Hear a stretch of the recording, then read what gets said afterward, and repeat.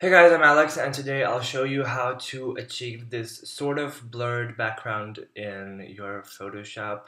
And you don't have to have a low aperture lens to do this. You can also do it in Photoshop and it still looks sort of the same. So this method is just selecting the model and then just blurring the background. You can also use this method for, selecting your object and, clearing out the background or doing whatever you want.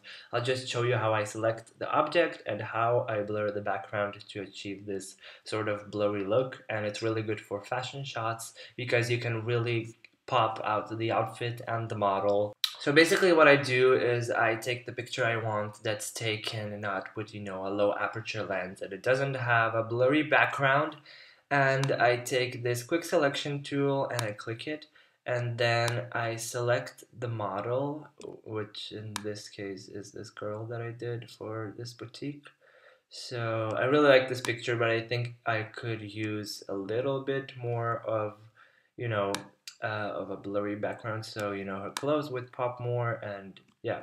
This is really simple. I'm literally doing it right now on my Mac not tripod, like trackpad. So you don't even need a mouse or anything to do this. And I'll show you a couple of tricks on how to do it more efficiently and how to, get all of the corners and all of the small parts of where you might not be able to get. So yeah, so right now I'm just trying to select the her clothes and her just her whole body, and it's not going to select pretty well because everything is kind of gray and it has it's already edited, so it has a couple of effects on it, but it doesn't matter.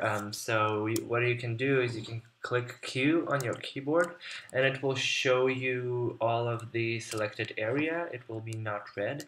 So if you're on the white thing, it will erase it, and if you're on the black thing, it will just simply, you know, deselect it. So yeah, so I basically just, sorry, my bird is going crazy, literally. I don't know if you can hear him, I hope not.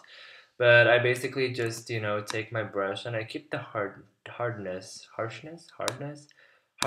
on around 10%. Sometimes I do 0, and I just go over all of the corners and, make her in focus.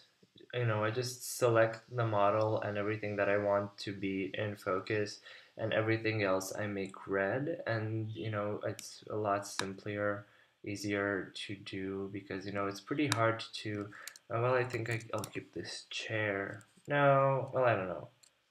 Yeah, I'll keep this chair in focus, but nothing more. So yeah. And when you're going over like tight corners like this, I don't particularly, take a small brush and go, slow. I just take a big brush and I kind of go over the things, and then I take the eraser and I erase it. I think that's a bit easier than going with a really, really small brush. I think it saves time. So that's a tip, for selecting things. So yeah. So I think I'm done selecting, and then you can just click Q again and you will have your selection, and it's pretty simple. And what I want to do is I want to actually invert the selection. So I'm going to the select and I will click inverse. And now the whole background is selected rather than the model because I want to blur the background and not the model. So I will now go to filter and go to blur, and then I will go to lens blur, and this will open up a new window where you can, play around with your blur. I usually go with hexagon blur, and I don't really mess around with the blade curvature nor the rotation or anything else. I just mess around with the radius of the blur. So 40 seems, a bit too blurry. You can see her hair, here is out of blur, So I will go to around 16 or, yeah, 21. Yeah, 21 seems nice. And I will click OK. And then I will just click Command D and it will deselect. And yeah, that's pretty much it. That's how you blur your backgrounds without having, a low aperture lens. Thank you guys for watching this quick video. I hope you've learned how to select your model or your object and how to blur their background without using, an expensive lens that you may not own.